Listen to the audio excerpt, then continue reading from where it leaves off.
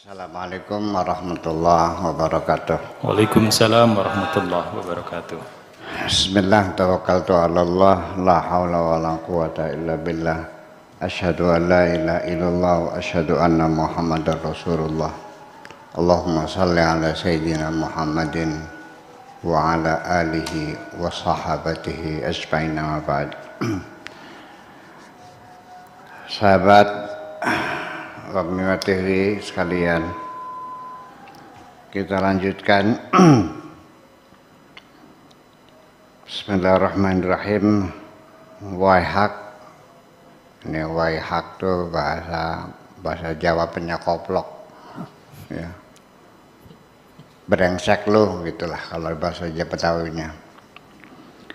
Ya jahiladdin, wahai orang yang bodoh tentang agama. Bodoh tentang agama, tidak paham agama. La'bun hiya, bermain-main, la'bun huwa, bermain-main dengan agama. Tidak paham agama tapi bermain-main dengan agama. Wa tanmisun huwa, dan juga hanya sebatas sakralisasi dalam agama. La wala karamata, tidak ada hebatnya. Liqifaka, bagi pundakmu itu, enggak ada hebatnya sama sekali. Mutanammisun, hanya sebatas berseremoni, yaitu sebatas hanya tahlilan, marhabanan, ya, sholat berjamaah, apalagi ya sebatas hanya doa-doa saja.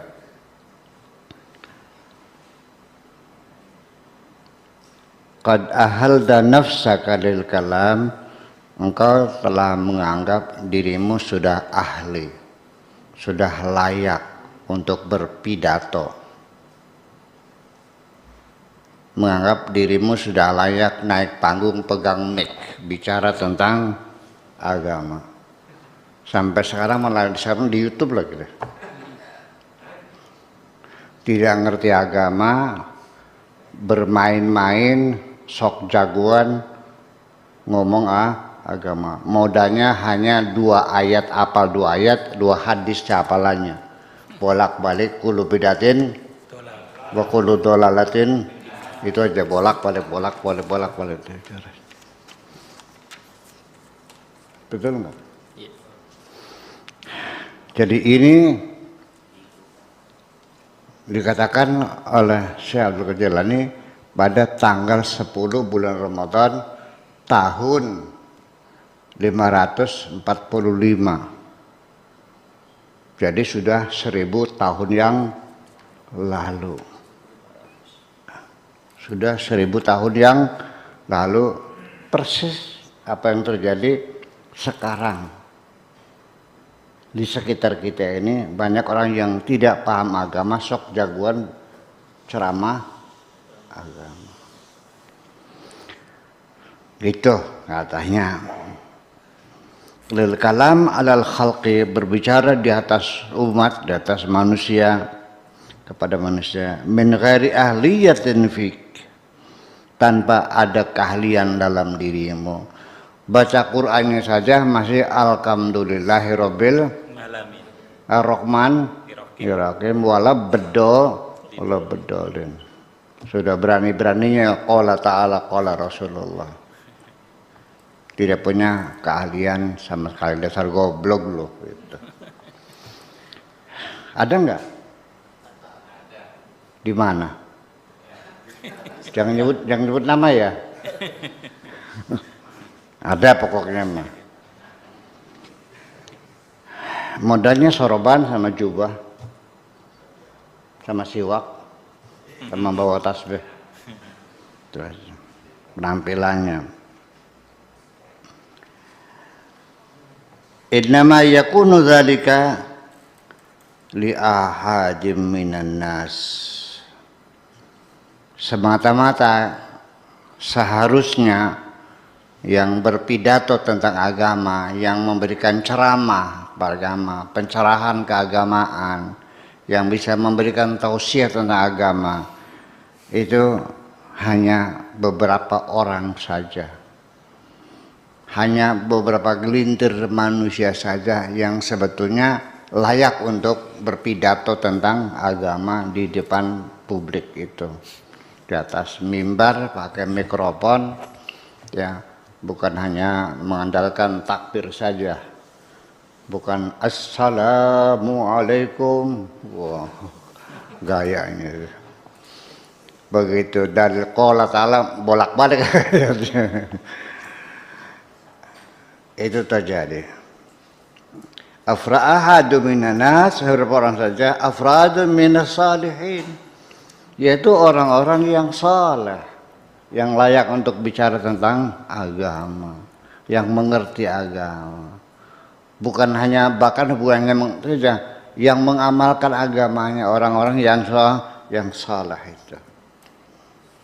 Wa illa, kalau tidak demikian, fal kharsu da'buhum, maka lebih baik diam saja lo, jangan banyak bacotnya. Kalau nggak paham jangan banyak ngomong dong, udah bilang aja nggak paham, jangan sok ngedalil. Menurut ini Nabi kan tidak melakukannya. Ya apa yang dilakukan oleh dalil kan gitu. Ini kan bid'ah karena Nabi tidak melakukannya. Coba kita bayangkan dalam otak kita, abad ke-7 Nabi lahir tahun 571. Bayangkan apa yang dilakukan Nabi. Cebok juga pakai batu kok. Betul enggak? Enggak tahu waktu beliau kecil pakai sandal enggak? Sudah ada pabrik sandal belum? Bajunya pakai tetoron gitu. Ruangannya pakai AC. Naik Lamborghini tahan namanya. Abad ke-7. Ya. Artinya kita anggap aja abad ke-7 lah. Lahirnya kan 576, berarti kan abad ke-6. Abad ke-6, akhir abad ke-6 sampai ke-7. Rumahnya masih pakai tenda. Masih nomaden mereka itu. Tidak punya rumah, tinggalnya di tenda-tenda sambil menggembala kambing. Tidurnya di atas tanah. Lalu berdalilkan itu adalah bid'ah karena Nabi tidak melakukannya. Kan begitu. Saya pakai tisu bid'ah enggak? Bid'ah yang Nabi tidak pernah melakukannya kok. Nabi cebok nggak? Ya cebok. Pakai apa? Pakai batu. Berarti pakai tisu bid'ah gitu. Ya udahlah. Saya tidak menyalahkan. Ya udah silakan Anda pakai batu aja. Jadi kalau di tengah jalan kencing buang air itu jangan pakai tisu, cari batu aja. Begitu. Sikat giginya pakai siwak. Ya, mobil BMW-nya dijual aja deh, ganti pakai beli onta. Supaya persis seperti Kanjeng Nabi, itu logikanya. Itu berulang-ulang dalilnya Nabi tidak melakukannya. Ngaji gini juga Nabi tidak melakukannya kok. Betul nggak? Nabi ketika ngajar pakai papan tulis enggak? Ya enggak. Kayaknya yang kayaknya dong, pastikan aja enggak. Yang belum ada yang bisa nulis kok. Itu. Wal isyaratu lahum dunal kalam an-nadir. Jadi baik diam aja, sudahlah. Ya kita isyaratkan kepada mereka, ya dan nggak usah ngomong lagi lah, nggak usah banyak ngomong lagi. Minhum man yu'maru bin nutqi. Di antara mereka orang-orang salehin itu, orang-orang yang betul-betul menguasai agama, ada yang diperintahkan, artinya yang diberi tugas oleh Allah, ya bin nutqi, untuk berbicara, untuk berpidato, untuk ceramah. Fa yatakallamu 'alal khalqi 'alal kurhi minhu. Ketika dia bicara, alal khalqi kepada umat manusia, alal kurhi minhu berdasarkan kebenciannya. Ceramahnya apa? Ujaran kebencian. Di antara mereka itu ceramahnya adalah hanya menyampaikan ujaran-ujaran kebencian. Ada enggak?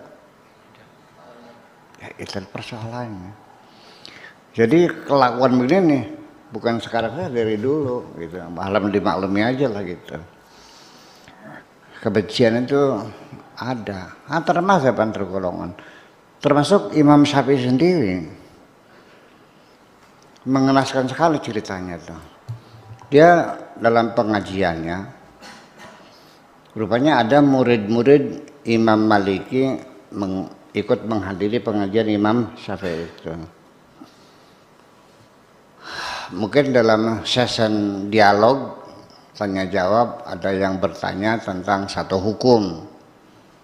Lalu oleh Imam Syafi'i jawabannya berbeda dengan pendapat Imam Maliki. Lalu dipertanyakan oleh santrinya Imam Maliki, menurut guru kami tidak begitu, Imam Syafi'i begini. Kata Imam Syafi'i, Imam Maliki salah dalam hal ini, begitu. Tidak terima, dipersalahkan tuh. Marah, gurunya disalahkan itu. Kata Imam Syafi'i, Imam Maliki manusia, saya juga manusia. Saya bisa salah, Imam Maliki juga bisa salah. Hanya ngomong begitu kok. Selesai pengajian dia adang di jalan, ya langsung dipukuli sampai pingsan, sampai sakit parah lalu meninggal dunia. Jadi sudah ada gejala-gejala kekerasan begitu. Ya sampai sekarang saling bunuh membunuh itu sampai sekarang. Ujaran kebencian itu bukan sekarang saja. Dari dulu juga sudah berjalan lancar.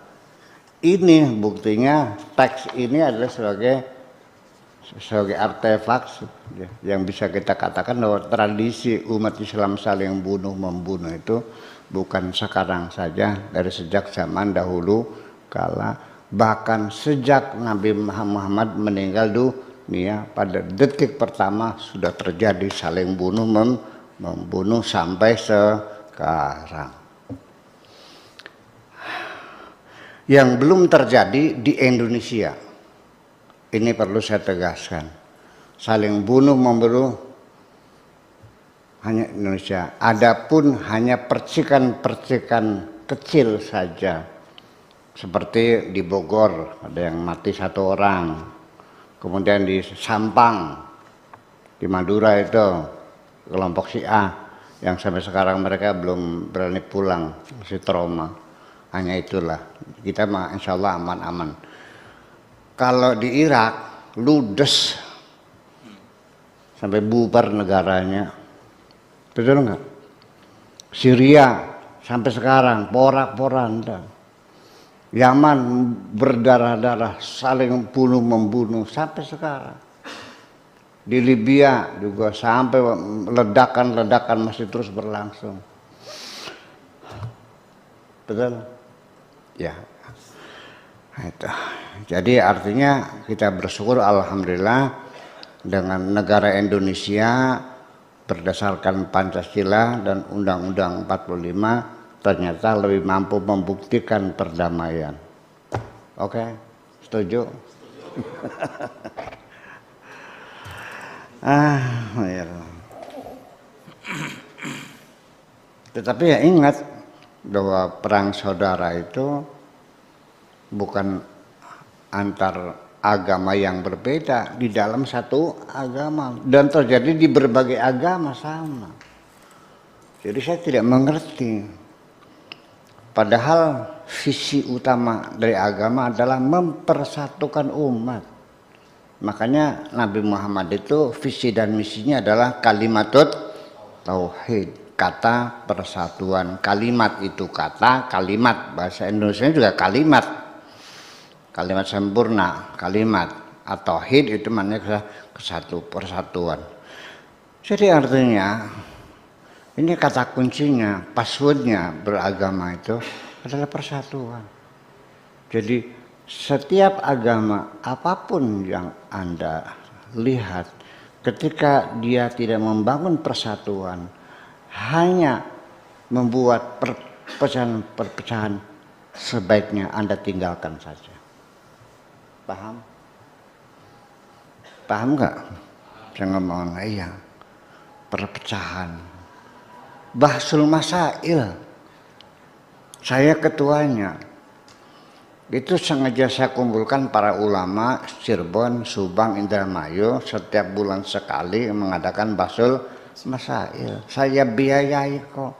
Transportasinya, uang makannya, semuanya saya siapin untuk ada ajang silaturahmi antara para ulama, dan saya anggap sebagai pendidikan pasca pesantren supaya pulang dari pondok ini jangan nganggur macut saja, kitabnya tidak dibaca-baca. Dengan adanya Bahsul Masail, para ulama itu tidak pernah berhenti terus membaca kitabnya. Kemudian lagi yang penting juga mempersamakan persepsi, jangan sampai umat ini merasa kebingungan. Seringkali pendapat para ulama berbeda yang satu dengan yang lain, makanya dalam rangka meningkatkan pelayanan ulama terhadap masyarakatnya, saya adakan Bahsul Masail rutin, dan ini sudah sampai ke yang 400 kalinya ya. 400 kalinya. Sudah 30 tahun nggak pernah libur. Libur karena gara-gara corona aja ini. Itu supaya ada persamaan persepsi antara masyarakat, jangan sampai menimbulkan kegaduhan, karena kadang-kadang para ulama sendiri memberikan fatwanya berbeda-beda antara yang bilang halal dengan yang bilang haram. Kita kumpul, kita persatukan pendapat, baru kita jawab kepada masyarakat bahwa hukumnya adalah haram atau halal atau mubah atau makruh dan sebagainya. Itulah tujuannya. Di tengah diskusi membaca kitab kuning untuk memutuskan satu perkara, terjadi pertengkaran, gebrak-gebrakan meja. Bayangkan, kenapa sih awannya pengen tukaran deku? Apa ya, gimana ya? Jadi begitulah suasananya ketika bicara fikih. Di penghujungnya berantem, selalu bertengkar di penghujungnya. Itu persoalannya. Ini kita diingatkan oleh Abdul Qadir Al-Jailani.